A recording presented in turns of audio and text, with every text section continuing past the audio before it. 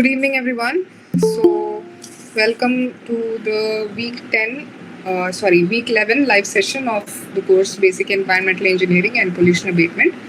So, I'm Niketa and I'm a PhD student from IIT Madras and I'm your TA for the course. So, what I do usually is I'll go through some brief topics from the previous week's lectures. If you have any questions or doubts, feel free to ask me. And then I'll be proceeding to a question and answer session where we will be discussing some multiple choice questions. Okay.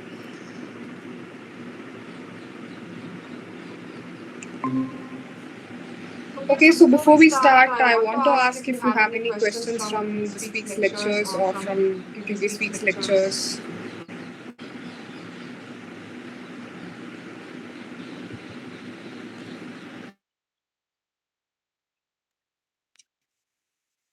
Ma'am, can you please explain about the atmospheric distillation?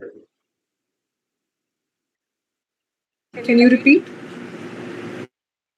Atmospheric distillation.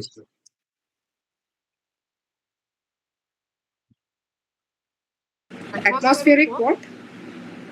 Distillation. Distillation. Can you please type your question? I'm not clear what you're asking.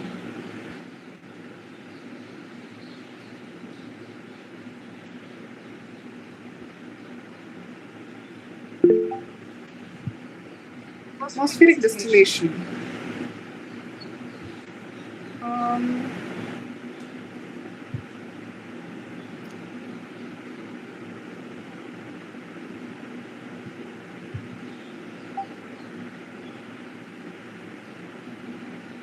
okay, let me check and I'll get back to you because I think there must be some. We are not. I'm not. I mean, I think there must be some mismatch or something. Let me get back to it. So, other than this, do you have any questions?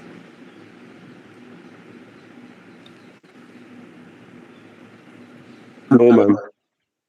Okay.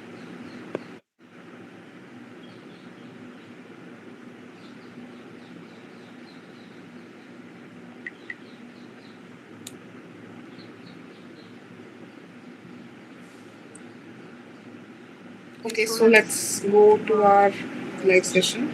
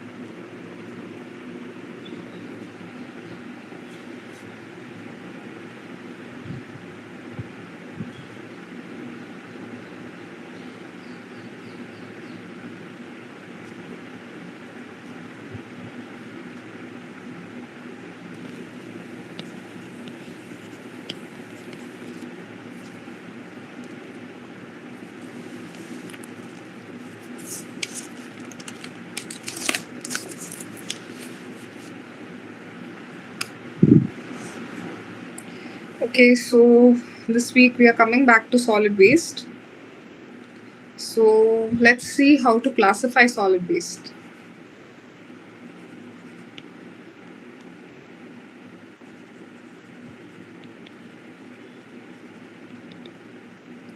So the first classification is based on the source.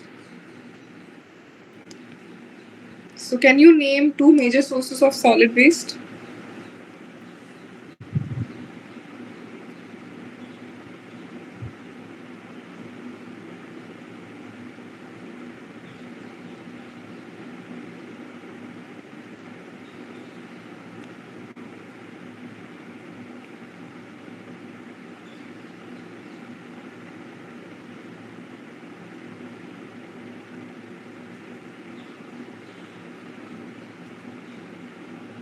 Yeah, can you tell me two major sources of solid waste? On basis of what? Source, like from where does solid waste come from? Okay, industries, Yeah, then household, yeah. um, agriculture activities. So this household waste is also called as domestic solid waste. And then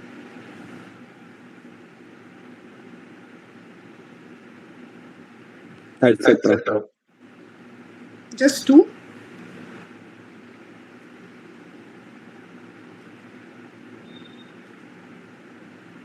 Agriculture. Yeah.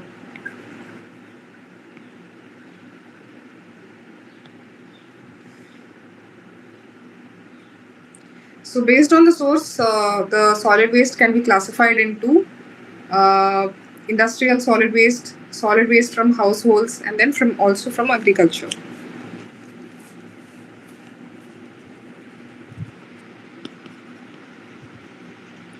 And the second classification is based on biodegradability.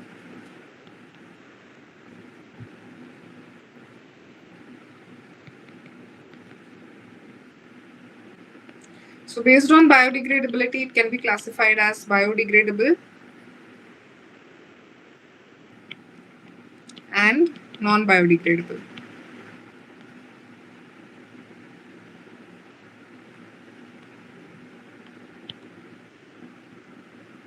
And based on the combustibility, what is combustibility, by the way?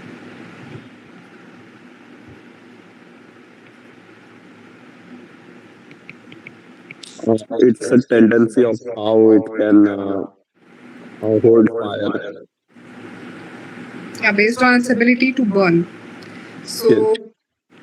can be combustible and non-combustible.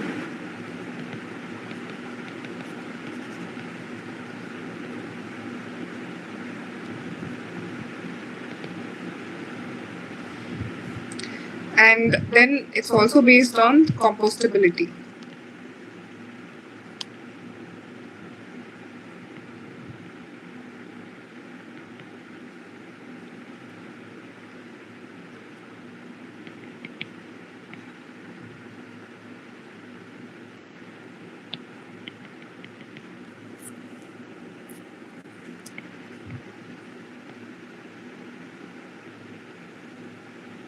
So it can be compostable as well as non-compostable.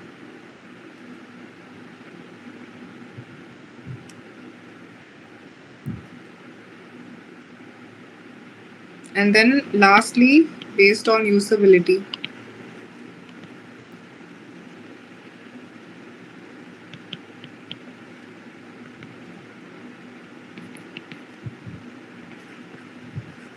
Organics,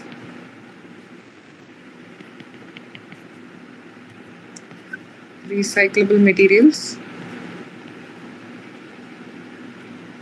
and inerts. So recyclable material includes paper, plastic, glass, electronics, metals, etc. Whereas inert materials include stone, silt, and other inorganic materials.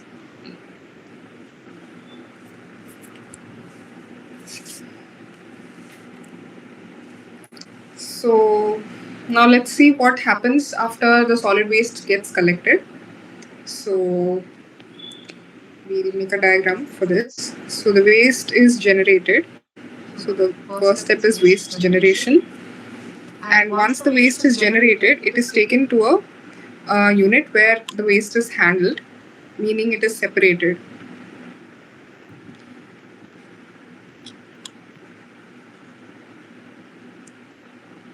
And then it is stored and processed. So what this means is waste can be separated into like based on the classification that we saw, based on the compostability and biodegradability, waste can be separated. And in case some treatment, some facilities like some storage facilities will be available, but in case the processing facility is far from where the waste is collected, then the waste needs to be stored at some place. So that is where the storage part comes.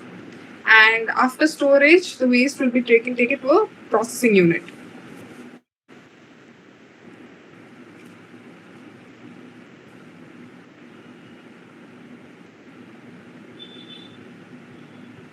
So how this happens is the waste is collected.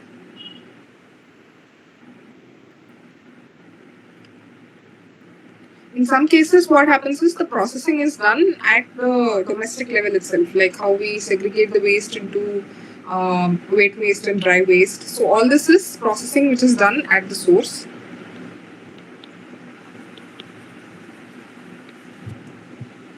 So once the waste is generated, and then the next step will be collection.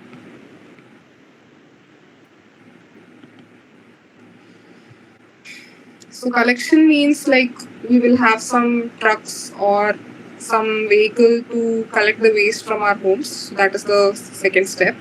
And then there is transfer and transport.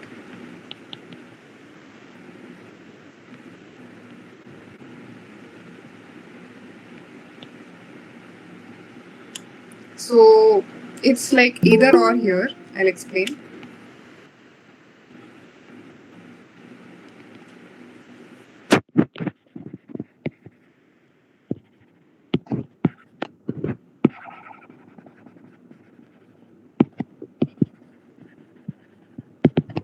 So what happens after collection? The collected waste is stored in a place called a storage unit. So there some processing will happen. So the waste will get segregated. It will be processed. Processing means it will be cut, shredded, it will be decomposed, it can be turned into manure, or it will be incinerated. So waste undergoes a kind of transformation. So from solid waste it could become compost or maybe ash. Depending on the requirement it will change. And whatever leftovers are there, that will be taken for disposal.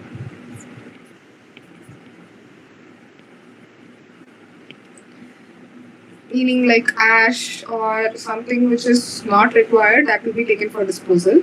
But in case the waste that is collected does not come under the category of biodegradable or compostable or incinerable, so these kind of waste will be taken for transfer and transport, meaning it will be separated and it will be taken directly for disposal. So this is what it means. First the waste is generated, and at the source itself, there is some kind of separation, like how we do at home, and then it will be processed, meaning just a minor processing. Some people even go for composting at home, so that is also coming under this. And the remaining waste will be collected. So collection is the second step. So once the waste is collected, it is then segregated, vermicomposting, or like just simple composting. And then it is segregated, processed, and transformed. So after that, whatever is left over is taken to the disposal unit. But in case the waste does not undergo any of these processes, it is transferred to another source. It is transferred to another place from where it is taken to a disposal unit. Okay, we have different kinds of waste collection systems.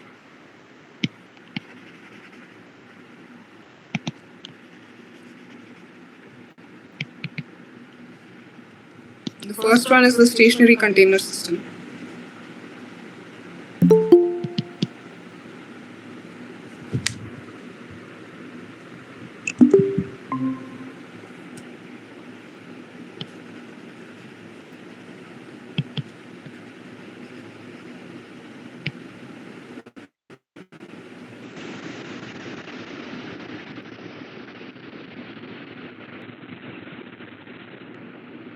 So a stationary container system is where the waste is collected in a bin or a container, and the container, like for example, waste is contained in this, and then the waste gets transferred to a truck. So it is then transferred to a truck, which gets loaded with the waste, and the stationary, the container will remain at the same place. So whatever waste is there, only the waste is transferred, and the truck remains at the same place.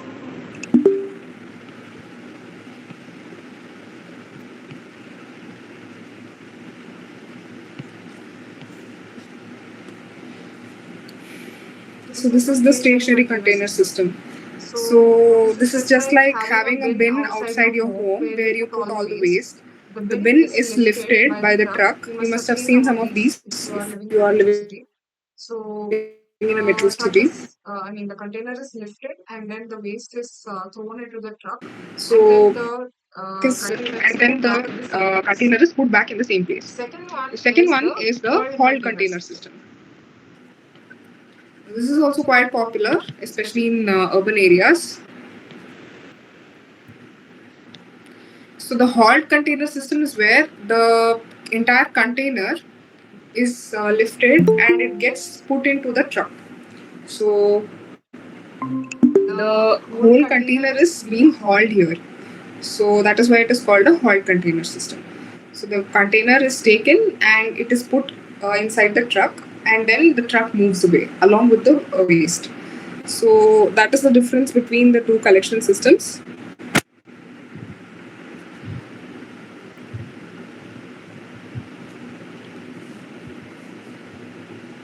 So once the waste is collected, it goes to a storage unit where it also undergoes the process called transformation.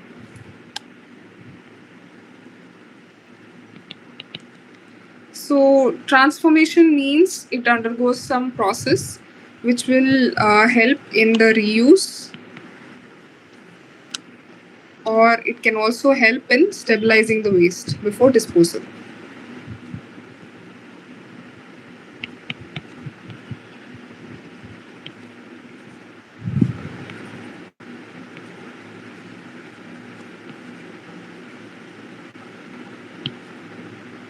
So a transformation unit is kept so that the waste is processed or it is prepared for disposal. So all the processes that I've mentioned, like composting or incineration, all that happens in this phase. And then there's the waste disposal.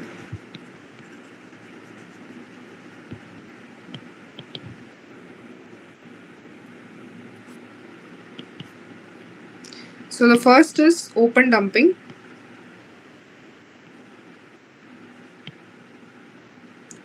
So in open dumping, it's like what we do here in most places in India. We just take the waste and just dump it as such, without having a proper liner or without making an engineered landfill. So we just go for open dumping here. The second way is landfilling.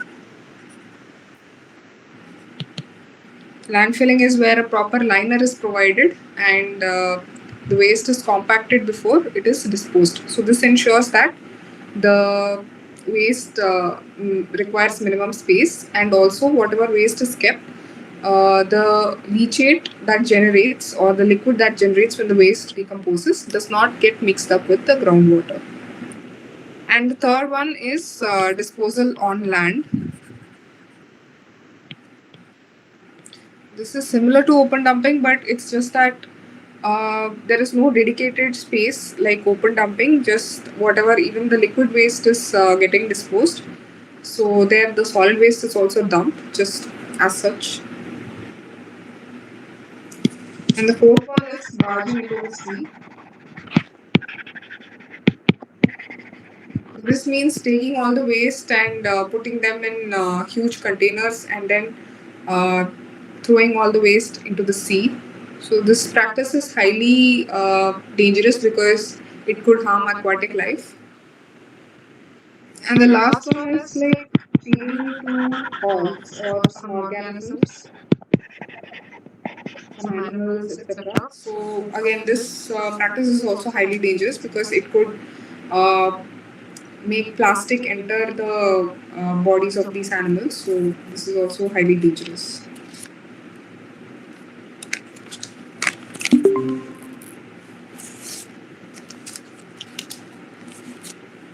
Okay, now let's look at how energy can be generated from wastes.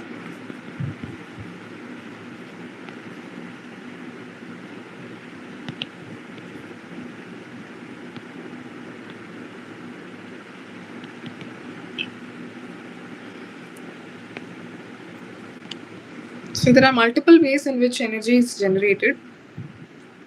First one is by thermochemical conversion.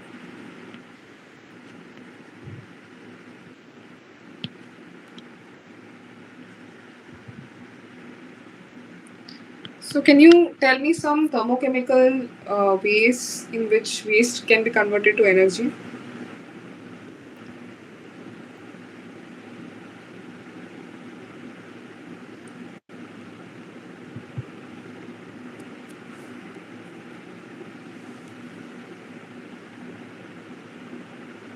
Generally, what do we do if you want to get energy from waste? What can be done?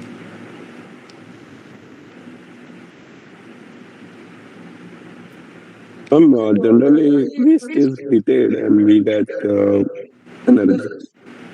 Huh? Generally, waste is heated and we get energy. Yeah. So what is that heating process called?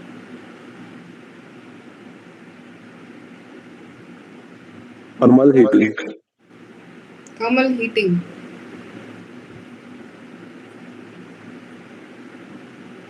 Can you recall?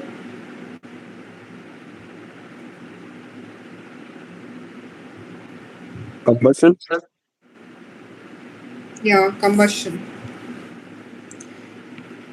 So combustion means just burning. Second one is gasification. Third one is pyrolysis. And then liquefaction.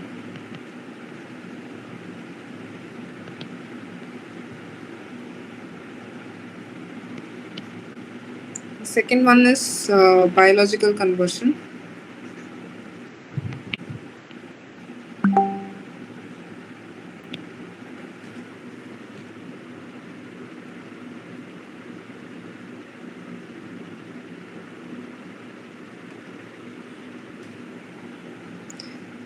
Yeah, can you tell me how waste can be converted to energy through a biological process? We discussed this last week also.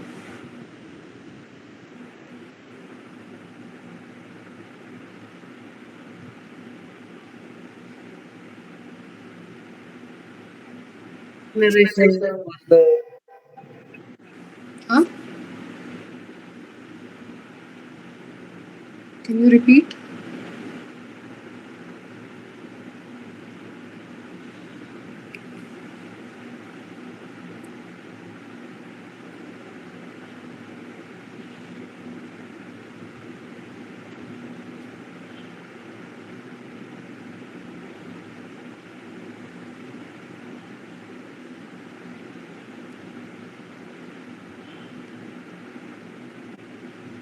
What was your question? My question is how can waste be converted to energy in a biological process? So there is something called biogas, right? What is this?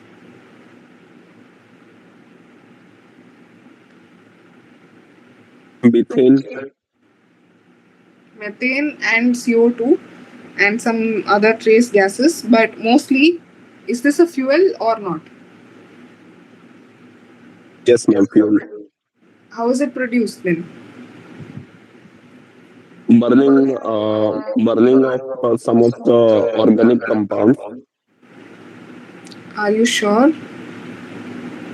or I think it's an anaerobic process. Yeah, Anaerobic digestion. Yes, yes. So anaerobic process will only produce methane. And then there is fermentation. This process can produce alcohol from waste. And then enzyme reaction. We can add some specific enzymes, and those enzymes will convert into some valuable compounds. And this, the first two are, based on microorganisms. The third one is just enzymes. So it is more like a chemical process. And the last one is chemical conversion. The third one is chemical conversion.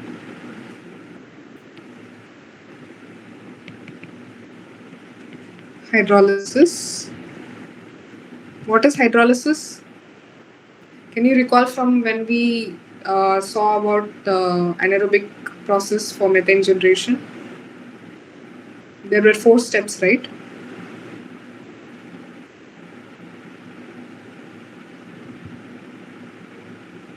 So can you tell me what is hydrolysis?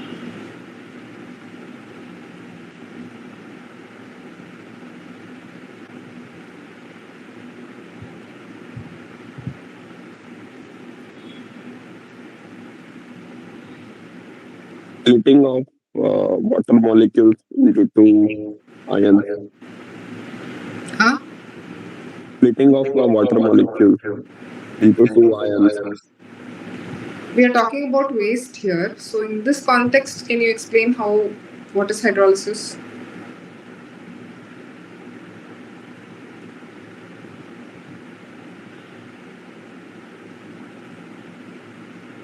So hydrolysis is where, in the presence of water, certain kind of bacteria, like called hydrolytic bacteria, they break down the complex organics into simple compounds. So that is hydrolysis, and that forms part of the chemical conversion. And then we have solvent extraction.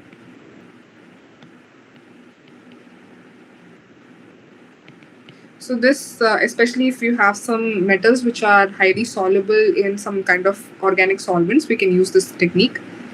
And then transesterification.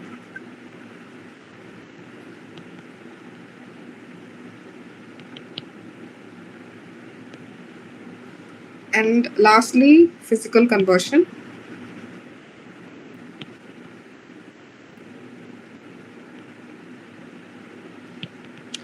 So here we can go for mechanical extraction.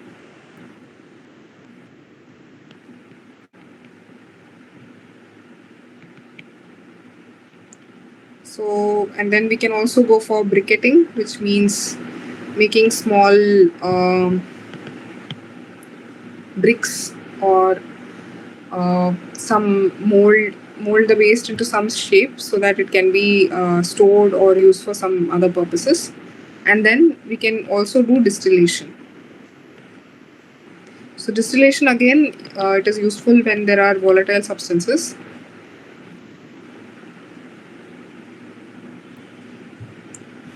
Okay, so now that we talked about energy generation, we'll come back to disposal. So disposal is mainly done through landfills. So when we look at classification of landfills,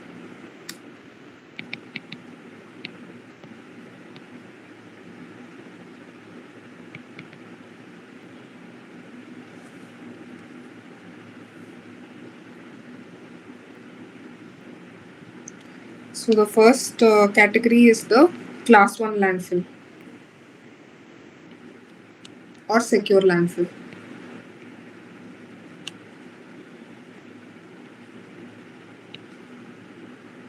Now, this is mainly useful for hazardous waste.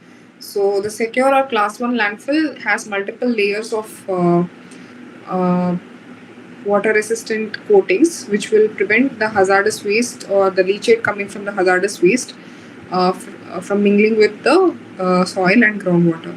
So this is the most secure type of landfill. So it is also called class 1. This is mainly for hazardous waste.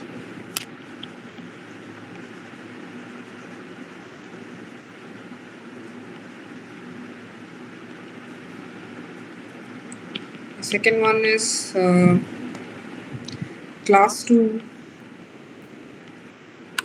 or monomial landfills.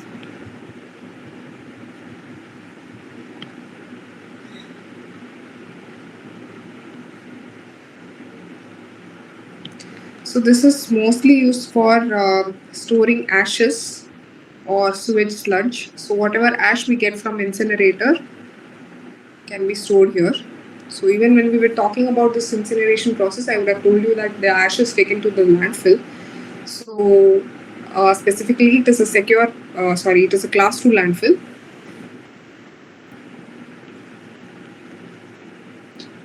Where ashes or sewage sludge is taken.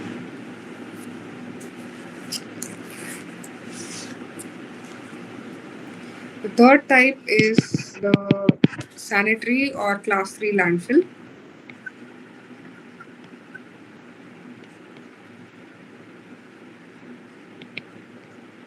Now this one is more important because this is what gets the bulk of the waste. This is where the municipal solid waste or the waste that is generated at homes should be taken to. So based on the class, the level of layering or the level of water permeability will vary, and also the material that is used to cover the landfill will also change based on the different classes. So the class 1 will have more number of layers and it is more impermeable because it is supposed to handle hazardous waste that is coming from industries. So the sanitary landfill is mostly used for handling municipal solid waste that is generated at homes.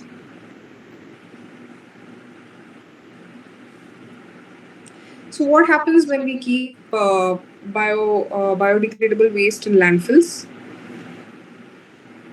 So there are a series of processes that happen. I list them.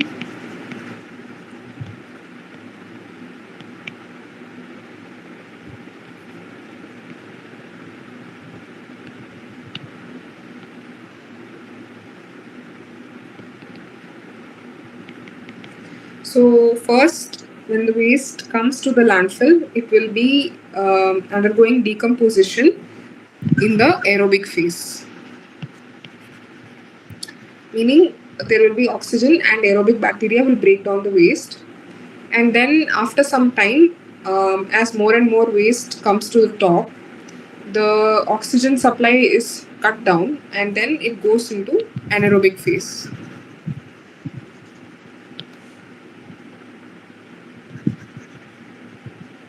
So once the anaerobic phase starts, the next one is methanogenesis or methane production. So, but the process is still unsteady, so it is unsteady methanogenesis.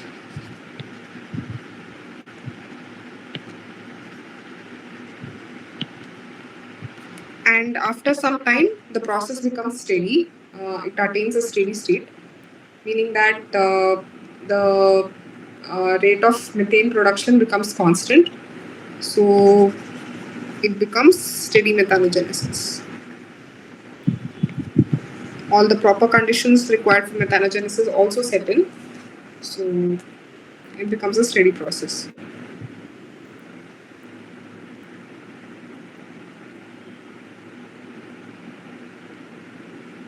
Okay, so we looked at how hazardous waste is disposed. So what is hazardous waste basically?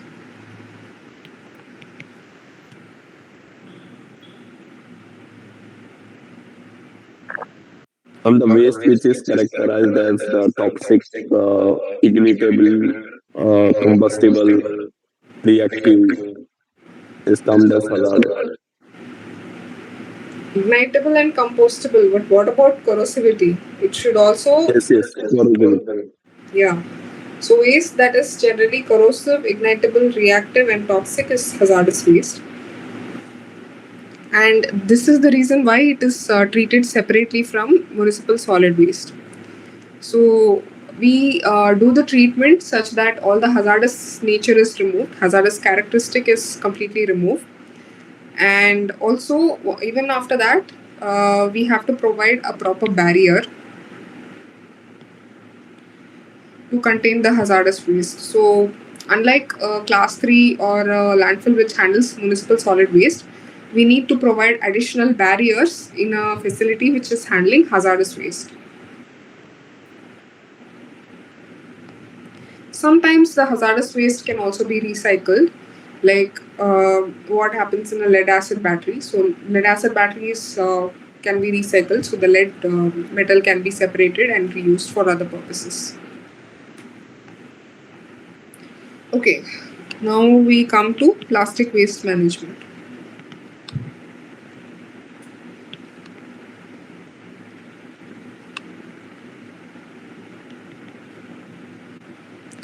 So there is an inverted pyramid here.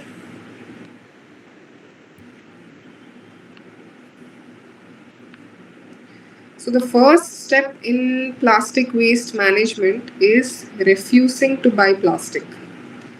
So instead of thinking about what we have to do with plastic waste, we can just stop buying anything which contains plastic. So refuse plastics, that's the first step.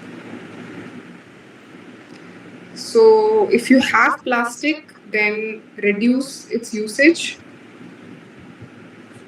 And if you have if you have come to the end of its life, then we can go for reuse or repurposing the same container in multiple ways instead of discarding or buying another container.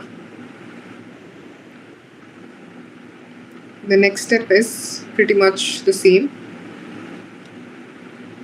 And lastly, we can go for recycling because some type of plastics are not recyclable.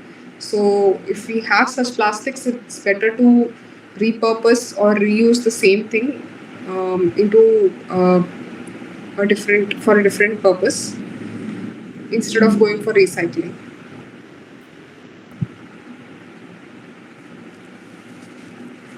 So this. Are you categorizing on the basis of energy saving? So we are done with energy. We are looking at plastic waste management now. No, means this pyramid is like looks like it is energy saving. Like recycle requires energy, so you kept it at bottom. Yeah, you can also take it that way. Can you explain about repurpose?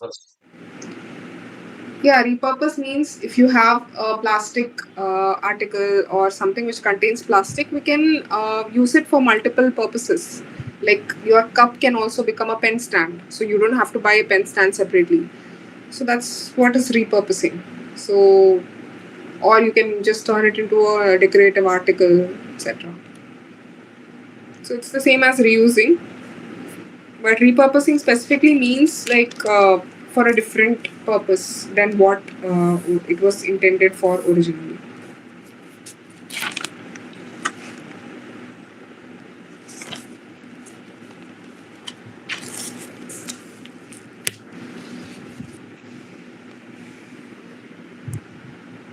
Okay, now coming to incineration.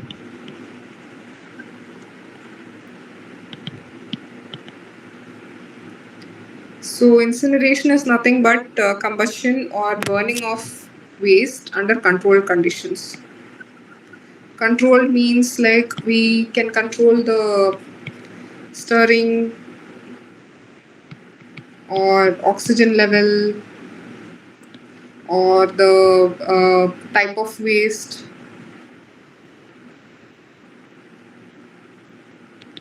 how much fuel needs to be added, all of this. So burning is just putting everything together, lighting a fire and let the fire take over. But incineration is something which is even more controlled.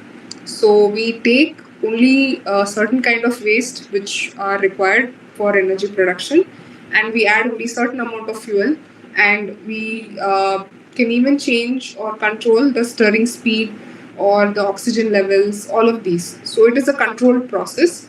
Uh, especially designed for getting maximum energy. So this process is quite different from burning, where we just put everything together and put it on fire. So incineration ensures that we get the energy, a proper stream of energy is taken out.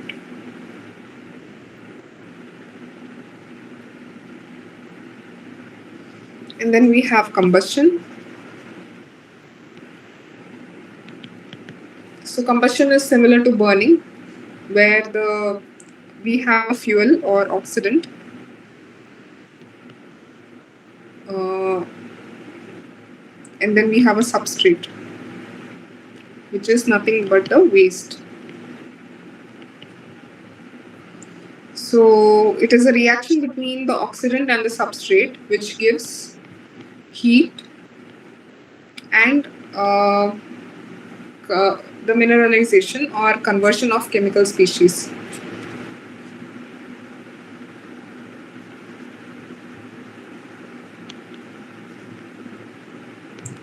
So the products are just heat and mineralized organics or simple organics, or maybe even gases.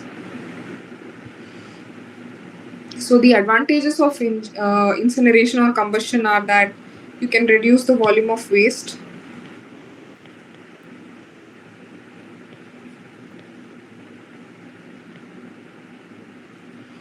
and we can generate heat. So these are the two advantages of the process.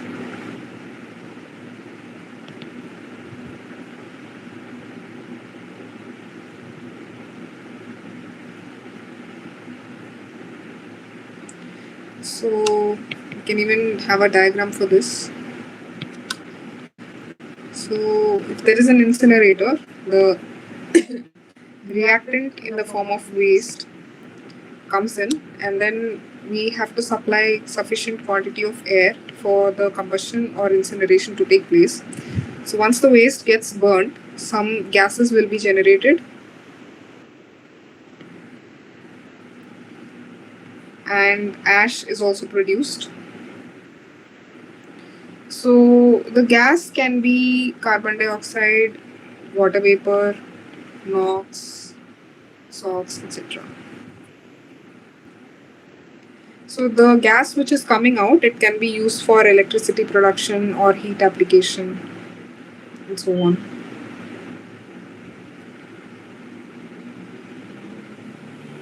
Next comes the combustion process.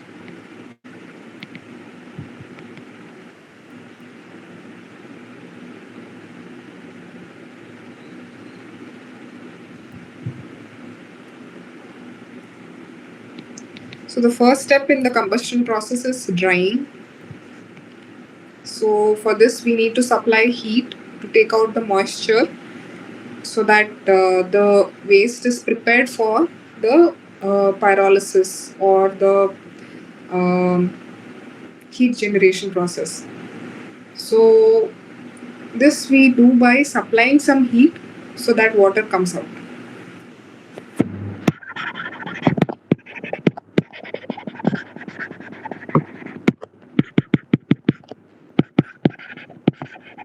Next one is pyrolysis.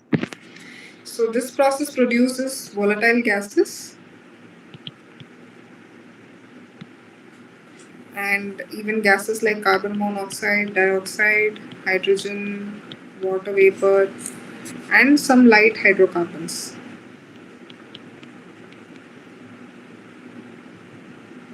So after pyrolysis, the material becomes more porous because the gas is generated, and because of the because the gas is generated, it becomes more porous because the volume comes down.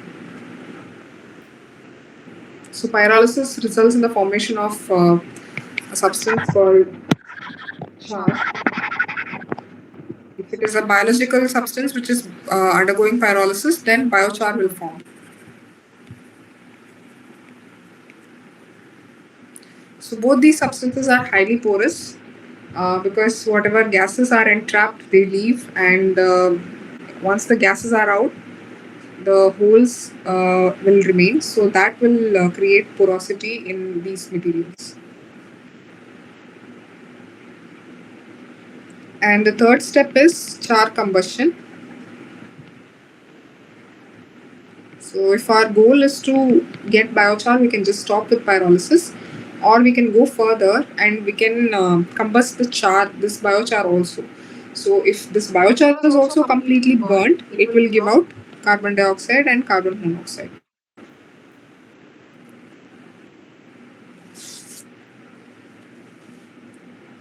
So now let's see how much air do we need for incineration.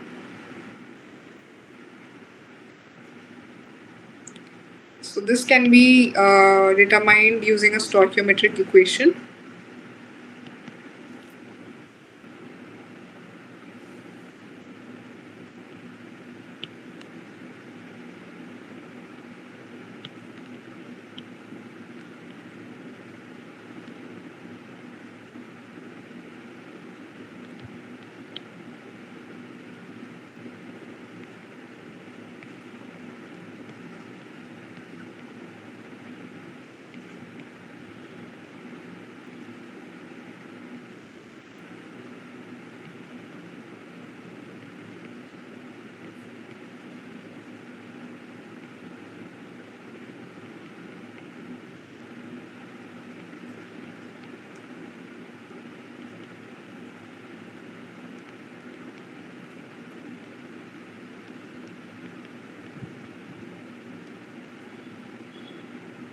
So this is the stoichiometric equation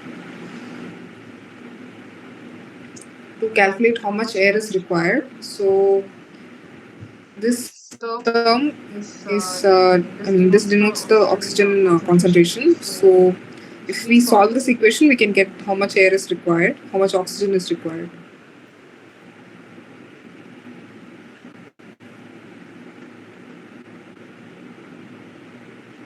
And in these processes, we sometimes go for excess air incineration. So we supply excess air so that even the whatever even unburned substances are there, so they also get completely combusted. So excess air process uses air which is more than the stoichiometric ratio, or air which is more than this number is being supplied so that complete combustion takes place. There are some factors on which the combustion depends on.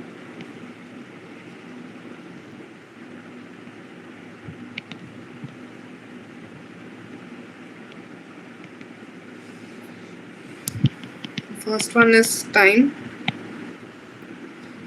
So time is defined as the period between putting the waste inside the incinerator to the time by which ash is generated. So usually this is around 45 to 60 minutes.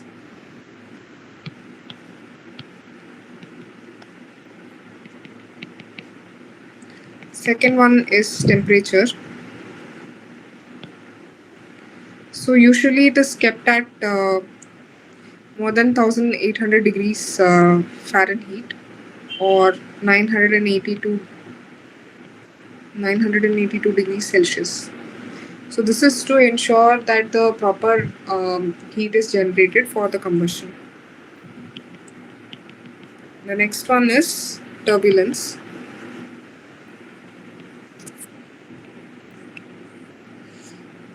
So turbulence is nothing but stirring. So stirring will make sure air enters into the waste as it burns. So air is important for the burning process. So this will ensure oxygen and air are supplied constantly. So during burning, the temperature that is maintained is usually 982 degrees Celsius.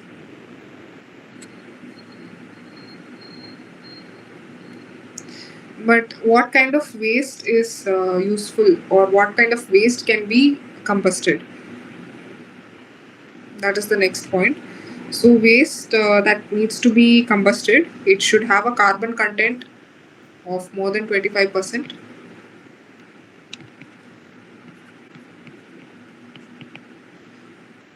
and water content should be less than 50%.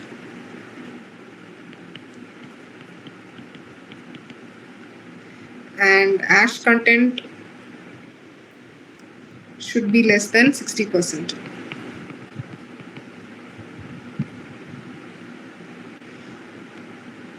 Now, we look at what are the wastes that are generated during combustion.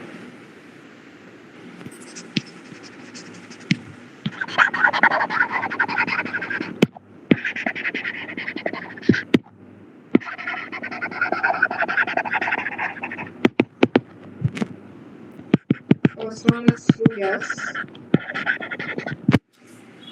So flue gas is gas that is emitted from the incinerator. So this is a combination of carbon dioxide, oxides of sulfur, oxides of nitrogen, carbon monoxide, and some volatile gases and particulates.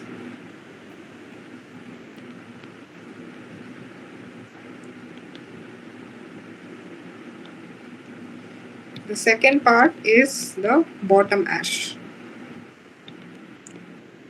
So this is mostly ash that is left over at the bottom, and this contains metals or some residues and so on. Then this is the third one is fly ash. Can you differentiate between the two?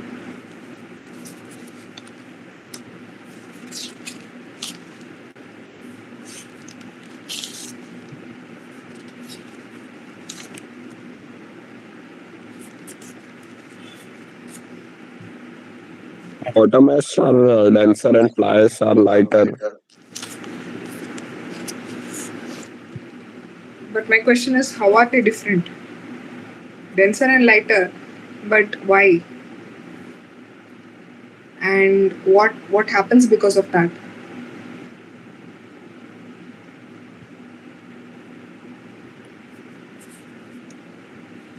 The bottom ash is then accumulated at the bottom, while fly ash is like exposed to air, such as the particulate.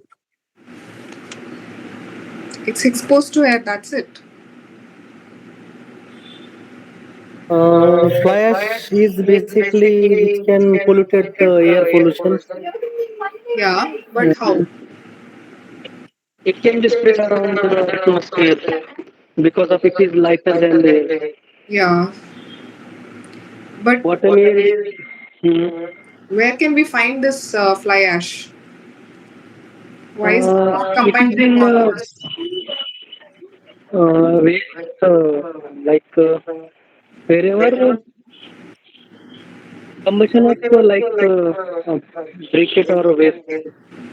No, both are ash, right? Then why are they different? Why bottom ash is different and why fly ash is different? Uh, Where is fly ash collected and where is bottom ash collected? Fly ash is collected, I think, related to a boiler chimney, which is collected there and stored Boiler. at the. No, actually, fly ash is collected at the stack. So we have a stack where all the gases that are generated during incineration are let out.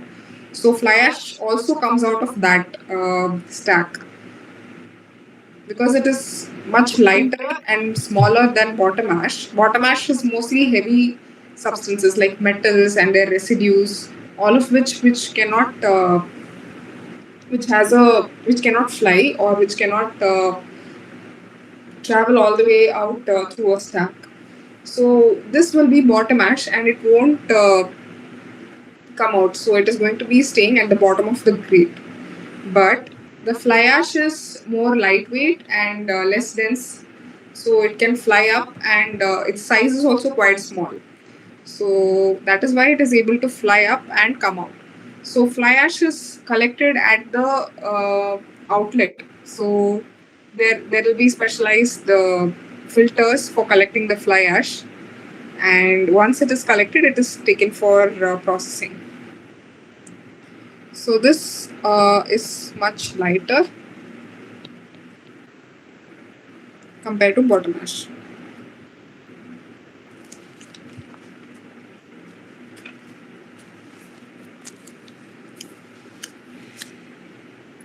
Okay, so next we look at what kind of pre-treatment is done for incineration.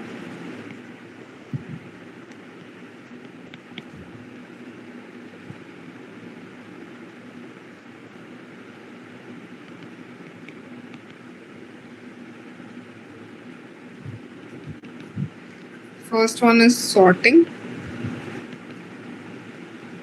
So before we incinerate, we have to sort the waste or separate the waste into ones which can be incinerated or which can be burnt, from which energy is generated, and the waste which cannot be burnt or from which energy cannot be generated by heating. So this can be done manually or mechanically or even automatically.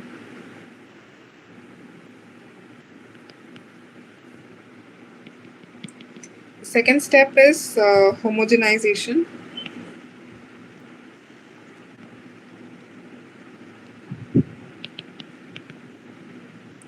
So homogenization means mixing the sorted waste or mixing the once sorting has complete and we choose which waste needs to go through incineration, we have to mix it properly. So why is it done? Because some waste will be highly combustible and some waste may not be so combustible. So we need to mix them properly so that uniform heat is generated and for efficient combustion. And the next one is shredding. So what is shredding basically?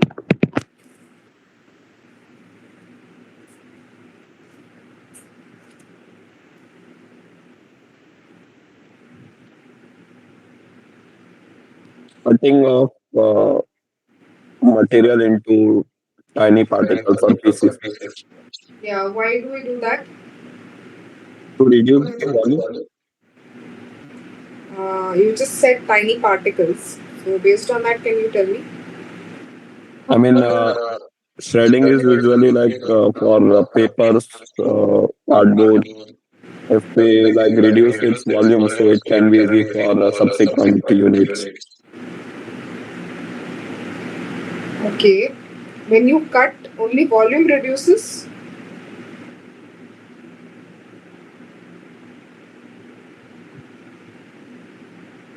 Or anything else can also reduce.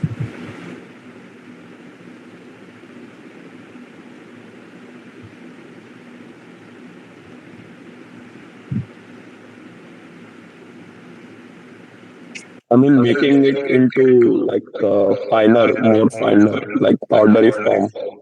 Yeah. So the By, treatment can be easy. by, by making it into a fine powder, we are reducing the surface area, right? Yes. So, sorry, by making it into smaller particles, we are increasing the surface area, and this is required for heating because more surface area means more reaction or more efficient burning. So especially if we go for a fluidized incinerator. So fluidized incinerator basically has the waste particles suspended here. So a fluid, most probably air, is allowed to pass through. So when air passes through the air passes through the reactor, whatever waste are there, they will get suspended, and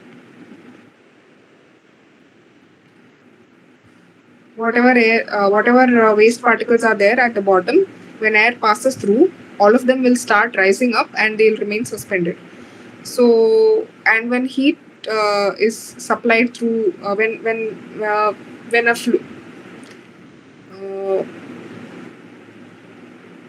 a fuel is supplied to it, the heating will happen and the heating will be more uniform. And since the particle sizes are smaller, the heating will happen more efficiently because the more surface area is exposed to the fuel.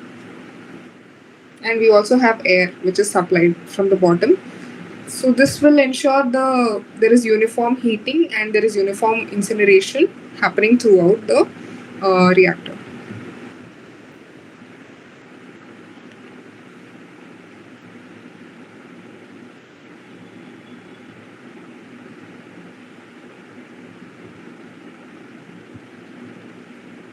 So the heat that is generated in the incinerator, that is mostly used for boiling water from which steam is generated. So there are two ways in which there are two configurations for the heat generation.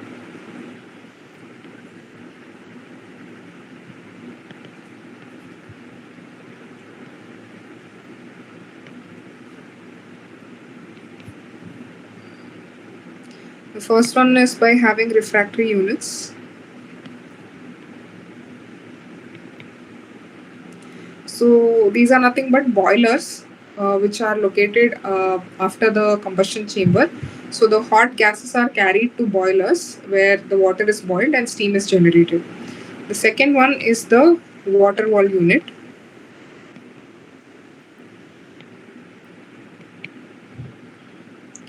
So these are just tubings which are connected to the furnace wall. So since these are directly connected to the wall of the furnace, there is efficient heat transfer that is happening in this type of heat recovery system. Then let's look at the types of incinerators.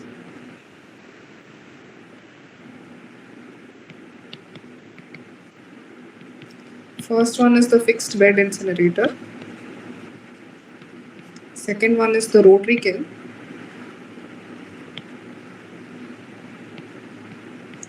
Third one is the fluidized bed. Fluidized bed I've already explained. So fixed bed is just the opposite. We will have a fixed bed. So where we will have solid waste throughout and heat will be supplied. Air is also supplied. Fuel is also supplied. So heating will take place.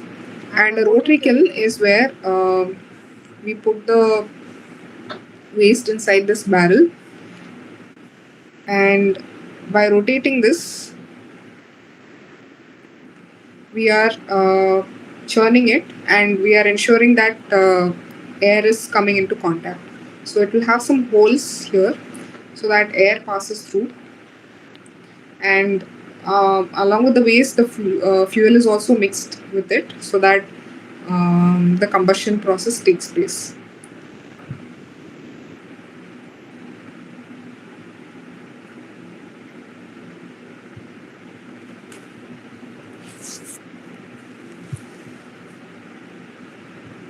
So the speed of the rotatory kiln is maintained between 0.5 to 2.5 centimeters per second. And in a fluidized bed, the temperature that is maintained is usually 700 to 1000 degrees Celsius. So here air is coming from the bottom, and then it goes to the top.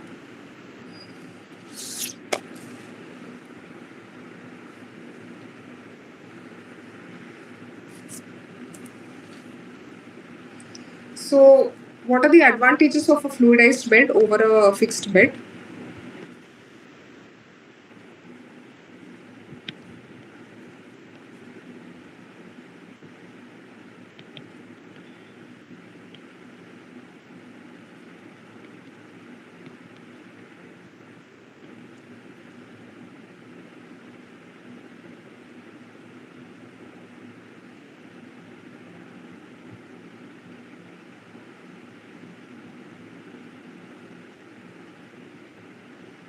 Advantages are that it is more suitable for high moisture and low grade fuel. So high moisture containing waste will not burn efficiently, but if we reduce the particle size, and allow for greater mixing between air and the fuel, then it will ensure that the burning process happens efficiently. So I hope you understand what I'm saying, because a fixed bed is where all the waste is generally situated here. So air is supplied and fluid is supplied. So here we don't have much space for mixing.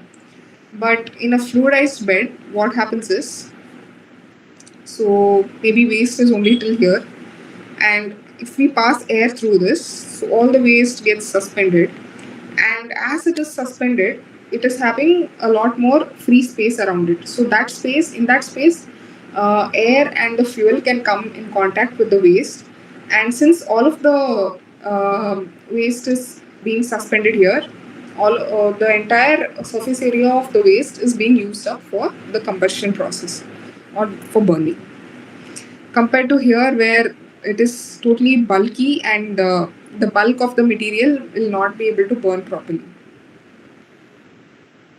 So because of these reasons, the fluidized bed can operate at lower temperatures.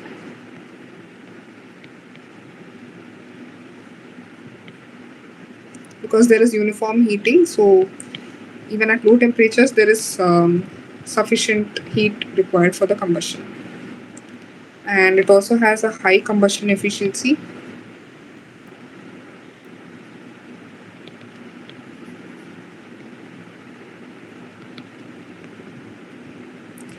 And it can handle large volumes, so that's why it's useful for large scale operations.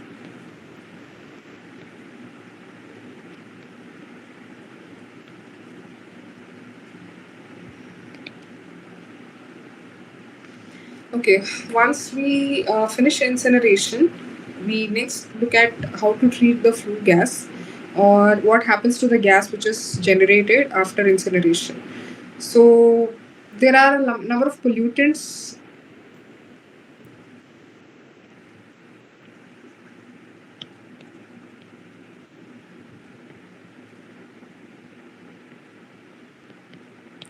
So there are a number of pollutants in the gas that is produced. Mostly there are oxides of nitrogen and there are dioxins. Dioxins are highly toxic materials, and there is heavy metals like mercury, even some acid gases like oxides of nitrogen, oxides of sulfur, etc. And then there is particulate matter. So all of these are pollutants and all of these need to be removed.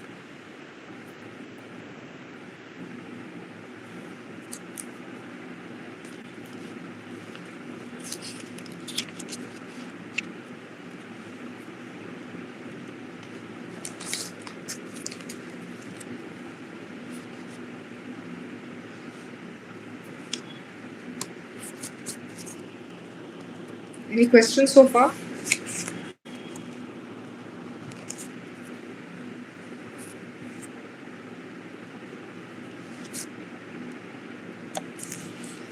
Okay, so now we look at gasification.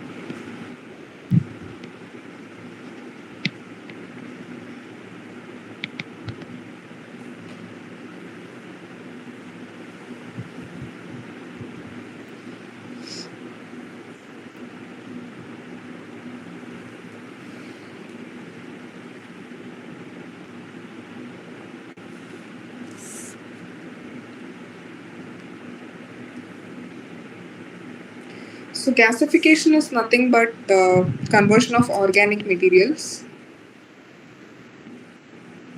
including biomass, into combustible gases like hydrogen or carbon monoxide, carbon dioxide, and methane. So in this process, there is partial oxygen present, or there can also be steam.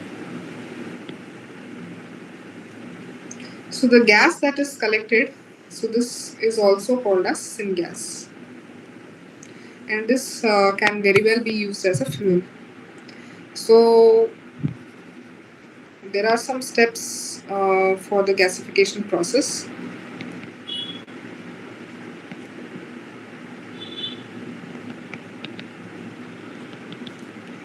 First one is drying to reduce moisture. Second is devolatilization.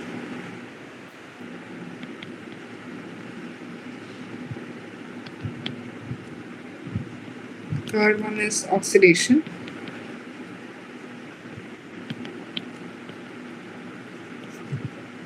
And then ash cooling.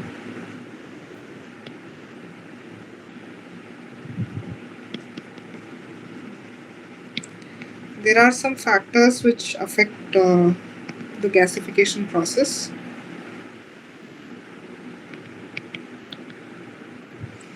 So the first one is the type of feed.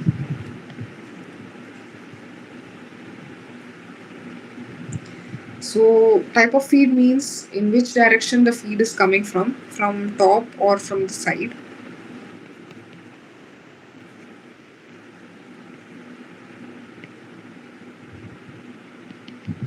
And then it also depends on the gasification agent.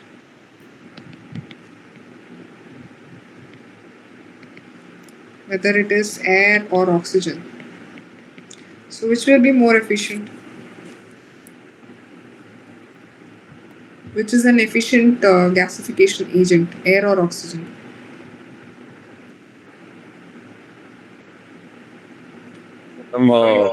I think air. Why? And why not oxygen?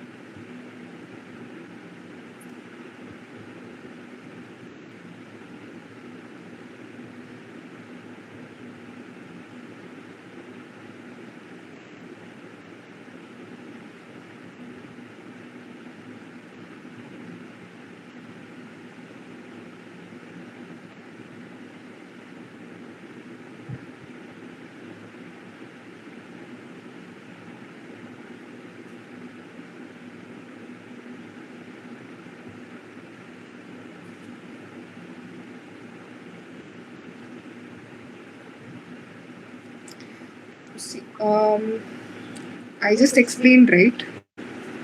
For gasification, we need partial oxygen. So if you supply air, air contains oxygen. But how much oxygen is present in air? 21%. Yeah. So if I supply oxygen directly, will that be more or less efficient than air?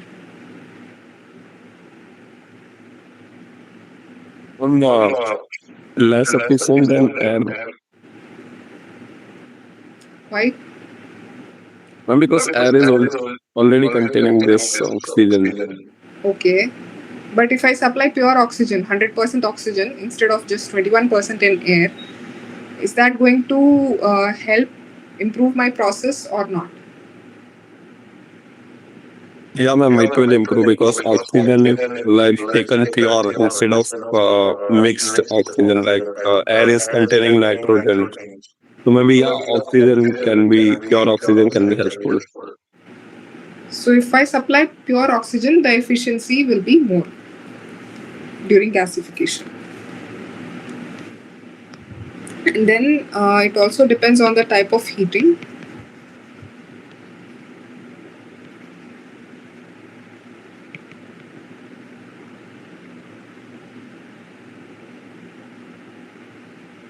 So we can heat it in two ways. One is direct heating, where we just light the biomass and combust it, or it can be heated indirectly. So what this means is sometimes the waste itself will act as a fuel. So it will have some combustible material which does not need any external heat, external fuel. So directly if we put fire to it, it will start combusting. Or sometimes if the waste does not have any immediate volatile substance or substance which can combust easily, then we go for indirect heating, where we supply some fuel.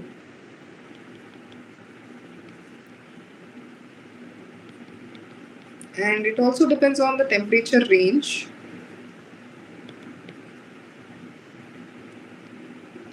And the pressure range. Because if the temperature is very less, then incomplete combustion will take place. So we have to maintain proper temperature, and also we need to maintain proper pressure.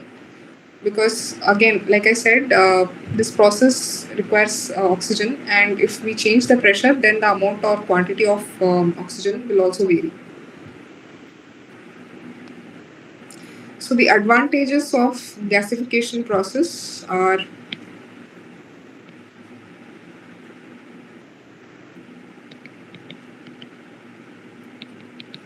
the CO2 emission is reduced.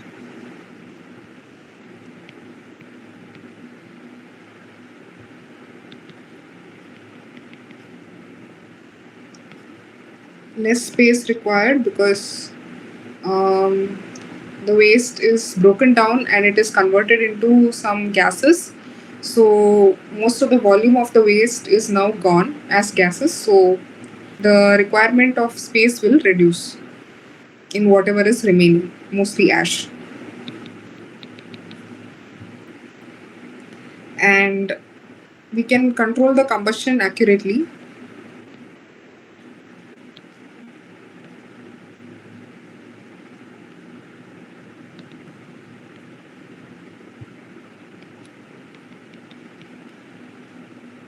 And also the thermal efficiency is quite high.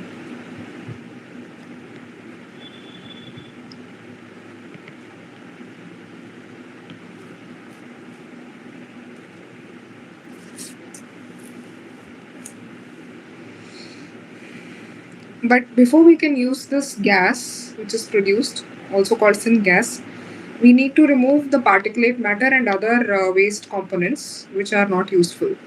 So the syngas needs to be cleaned properly, and mostly particulate matter and acid gases have to be removed. And the hydrogen that is present in the syngas can be used directly for electricity generation. And then there is also a process called plasma gasification.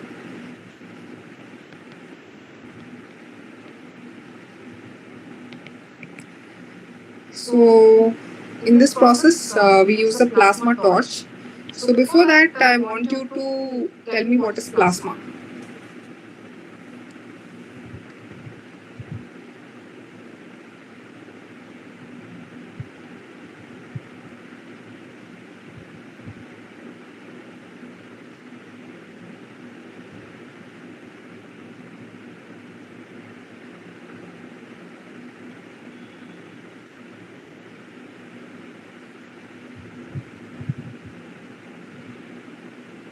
Ma'am, I'm not sure about plasma, but this process includes like very high temperature heating. Yeah, it happens at a high temperature, but it also happens in the presence of plasma. So I want you to answer, think on what is plasma.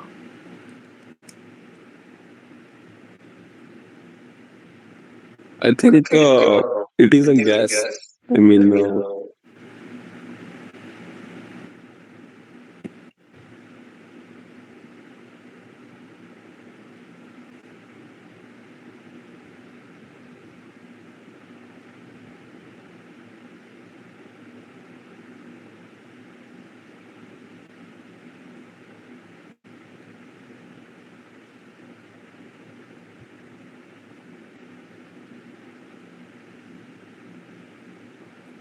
So plasma is like a stream of a gas which contains highly charged particles.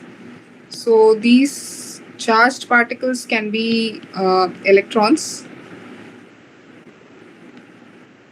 or even some ions or some neutral particles.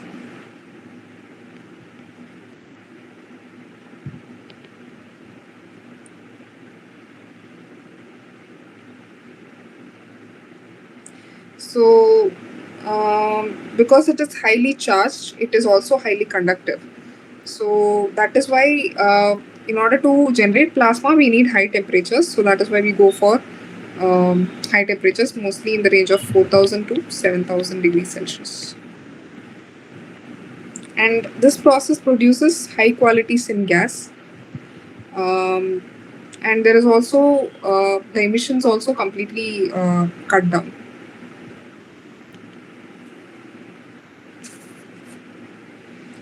Okay, now we look at pyrolysis. But this is the inefficient process, we can say. How and why? Be- because it requires tremendous amount of energy for Yes. this amount of So, like. in terms of energy, this process is highly inefficient. I agree, but when we look at you know the production, syngas production, or the quality of syngas is much better in this process. Okay, ma'am. Yeah.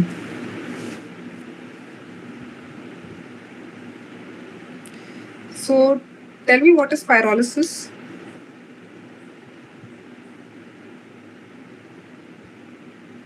It is a dry heating, like absence of air. Dry heating. I mean, heating it without like in absence of air or oxygen. Yeah. So, pyrolysis is burning without oxygen, or thermal decomposition in the absence of oxygen. So, here the biomass or waste is converted to products like char, bio oil, water, and even gases like carbon dioxide, monoxide, methane, and hydrogen.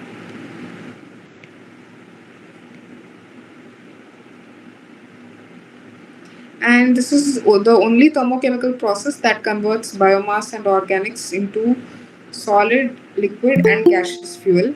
So, solid fuel is nothing but char. So, when char is burnt, it can give energy. And then we can also get bio oil, or which is very similar to petrol or diesel that we get. And then you also get syngas. So, this is a highly efficient process. We get all three types of fuels in this.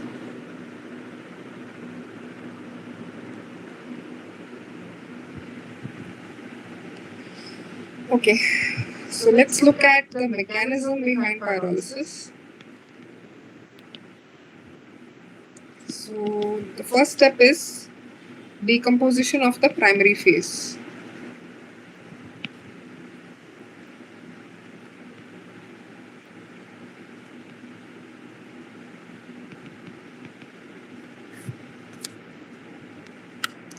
So here the biomass is converted to gas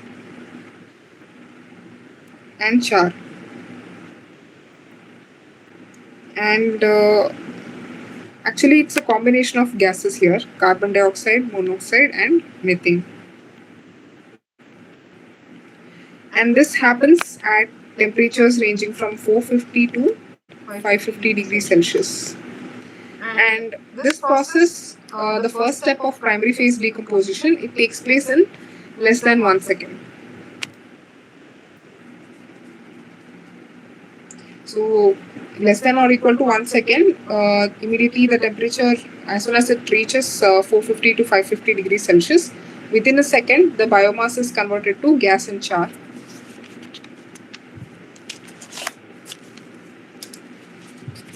And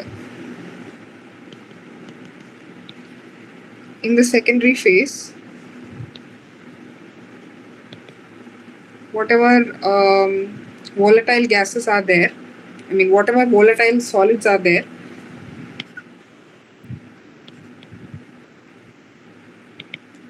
they will get converted to bio oil. Whatever volatile substances are present in the waste, they will get converted to bio oil and gas. So this happens at 400 to 500 degrees Celsius for slightly more than 1 second. So this is a very quick process. And then there is repolymerization.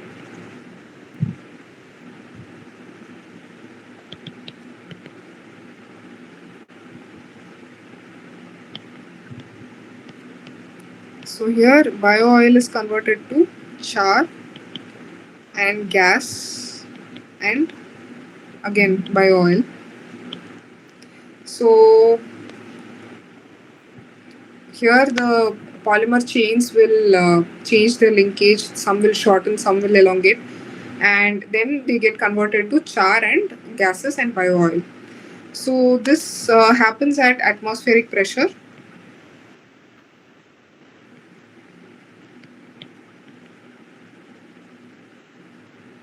And temperature.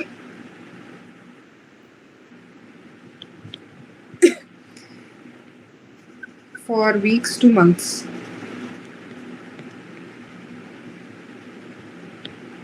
So the first two processes require heating, but the last process does not require any heating. So it happens at atmospheric temperature and pressure. So whatever bio oil we get, if we just leave it at that, it gets converted to char and gas.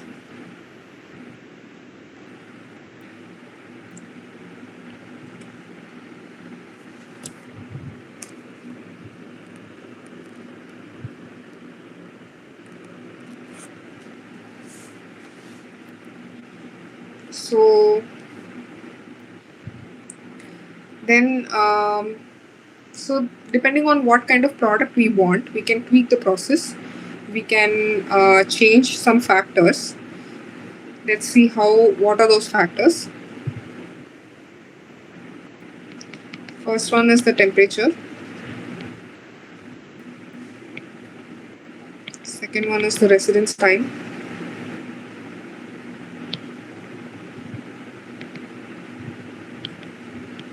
Third is the heating rate.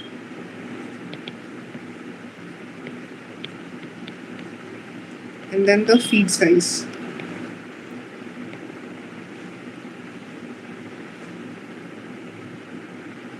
So the pyrolysis products can be used as fuels and chemicals in different industries. And depending on what product we want, we can change the temperature, residence time, heating rate, and the feed size.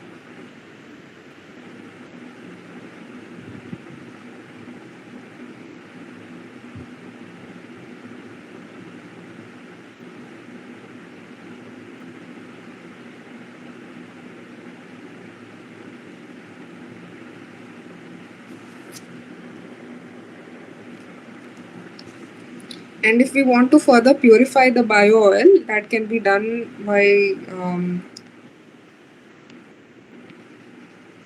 can even call it upgrading.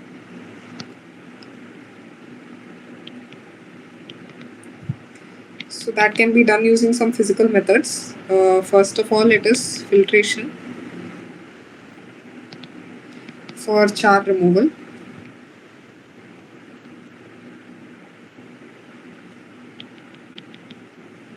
And then emulsification with hydrocarbons.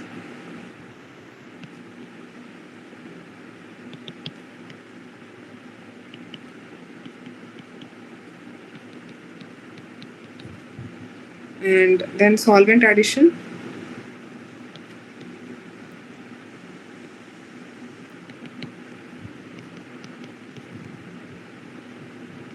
And then there can be some chemical methods also.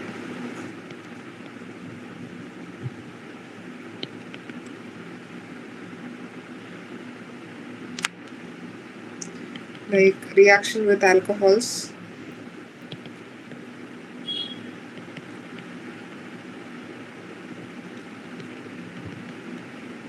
Or catalytic deoxygenation.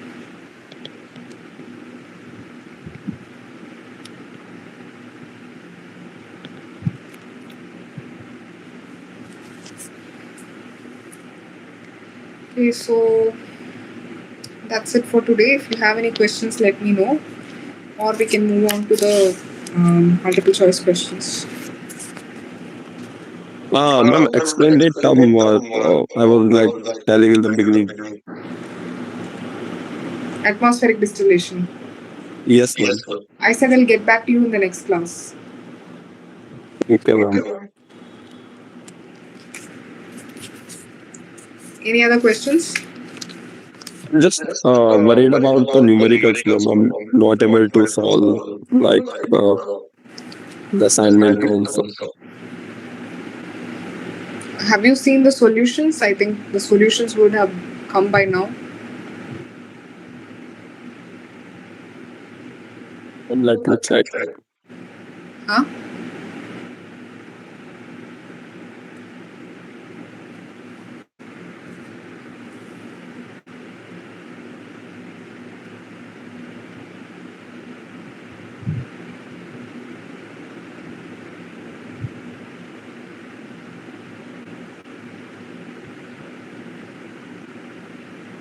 Like, ma'am, I'm like worried about during NPTR exam this numericals. Like, I feel that I will not able to do. So, So you can maybe refer to some books. Like if you go to the course details, reference book details are also there. So you can check that, and if you can get those books, you can solve those numericals.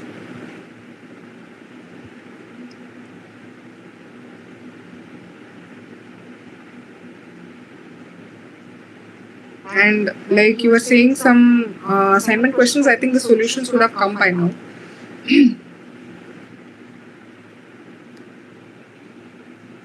So you can check that too.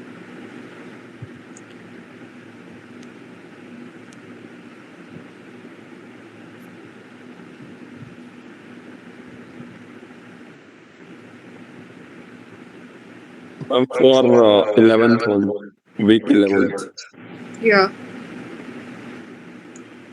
No, you No, said ma'am, you not yet wanted. come. No, you said you wanted clarification on some questions from this first assignment. So I think by now you would have got the solutions, right? So maybe you can go through it. No, ma'am, first assignment.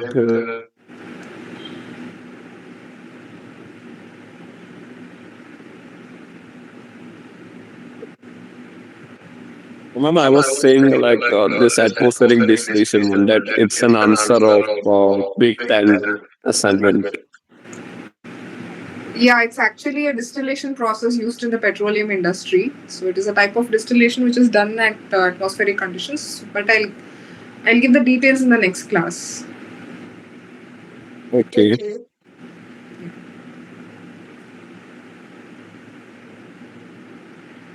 Can you like share the important formulas covering all these weeks topics important that can be asked in NPTEL exam? See, all this comes under notes preparation, which is expected from the student. I'm only taking live classes and clearing your doubts if you have any. So, other than this, if you want something, then you have to do it on your own.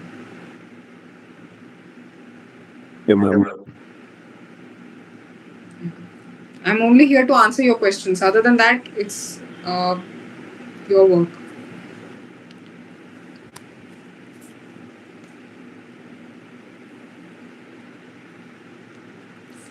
Okay, let's proceed for the multiple choice questions.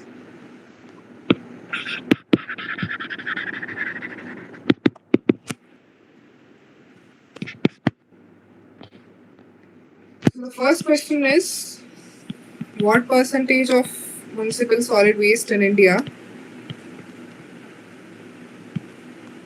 is constituted by biodegradable waste?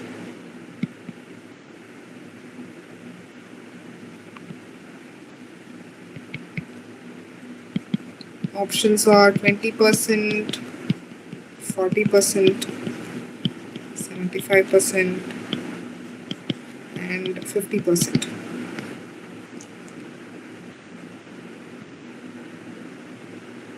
What's the right answer?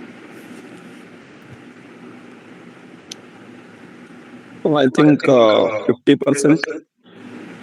Yeah, 50% is right. So most Because 50% is from industries and agricultural activities. no, it is mostly wet waste. Um, Municipal solid waste comes from mostly homes, and unlike in foreign countries or in developed countries, we generate a lot of municipal solid waste. I mean, which is wet. So we generate a lot of wet waste because in some developed countries, they don't have a lot of kitchen waste. So in India, we follow an elaborate process of cooking and cutting vegetables and so on. So that is why the waste that is generated from our country has a lot of biodegradable content. I'm talking about the rest of the 50%. Like, what is the composition of rest? Like, industries. See, industries don't come under the category of municipal solid waste, like I told you in the beginning of this class. Yeah, yeah, Municipal hazardous, solid hazardous. waste is no, it Yeah. is not hazardous. Not all industrial waste is hazardous. Industrial waste is a separate category in itself. When we talk about municipal solid waste, it only means waste that is coming from households. And when we talk about biodegradable waste, that mostly comes from kitchens. Okay. Yeah. So the rest of the waste could be some plastics or some mostly batteries which come under hazardous waste. So hazardous waste is a type of waste which can be present in industries as well as in households. So it is not a like it cannot be confined to one particular source. So other than biodegradable waste, we can have maybe metals or glasswares, all of this. Okay, man.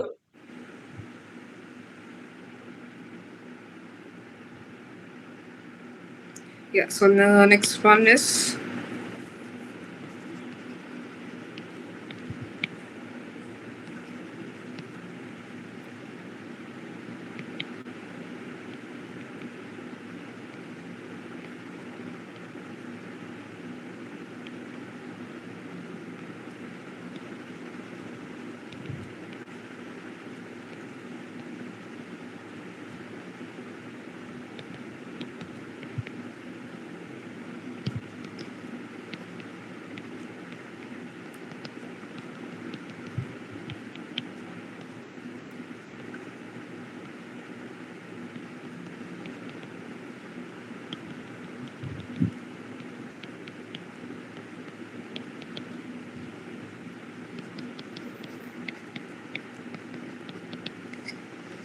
next question is what is the typical excess air requirement ratio for incineration?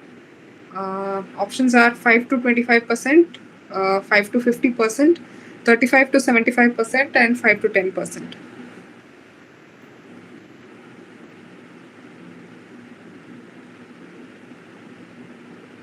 So we saw what is excess air, right? It is air more than the stoichiometric ratio, which is required for the incineration. So by how much is that excess air required? By what percentage? I'm not sure about this. It is, I mean, it's given in the video lecture. So if you had made notes, then maybe you would have known. So the correct answer is 5 to 50%.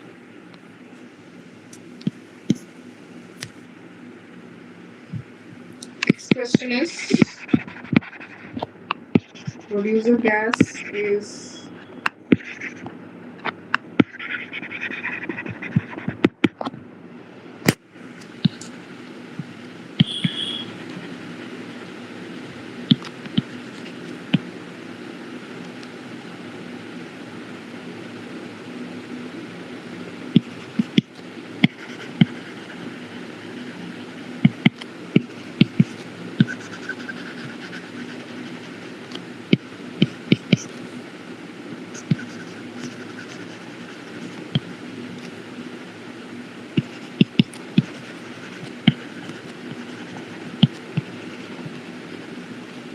producer gas contains high amounts of nitrogen, sulfur, hydrogen, or all of the above.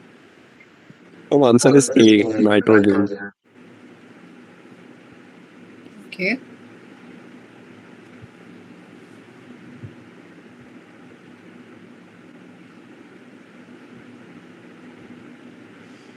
The next question is,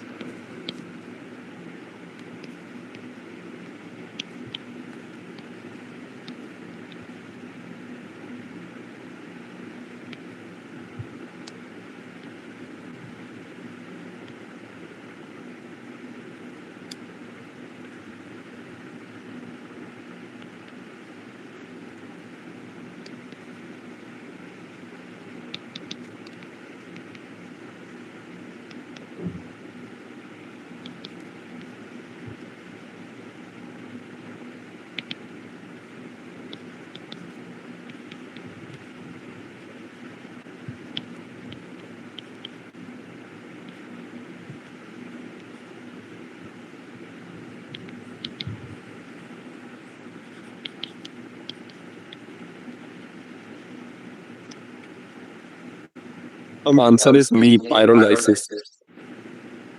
so the question is, which of the following energy recovery systems uses limited oxygen? Pyrolysis. Pyrolysis happens in the absence of oxygen, meaning even small percentage is not used. So there is completely no oxygen used in pyrolysis. Whereas in gasification, we do use partial oxygen, so that also means we use limited oxygen. So the correct answer is C.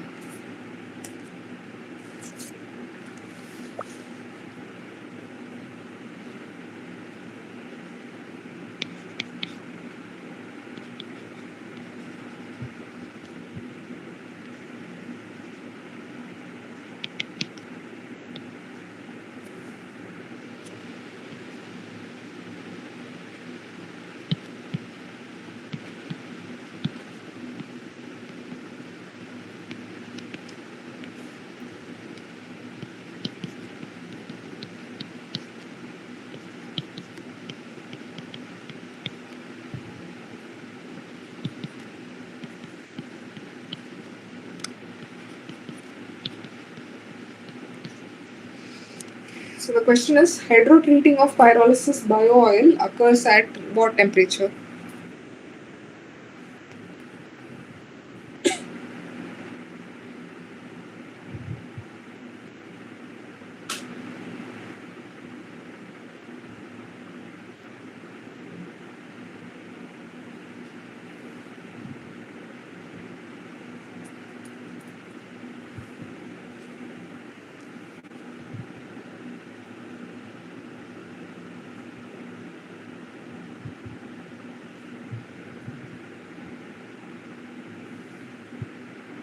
Answer is near to like 1000 degree. No, Like the value was something like 982 degrees Celsius. that is for pyrolysis, but this is hydrotreatment of pyrolysis bio-oil. Maybe the answer is 500 degrees Celsius.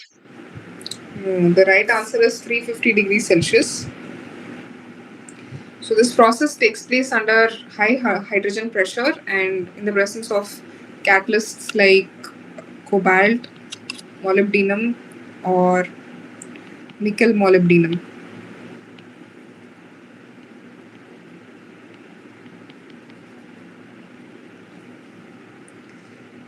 Okay.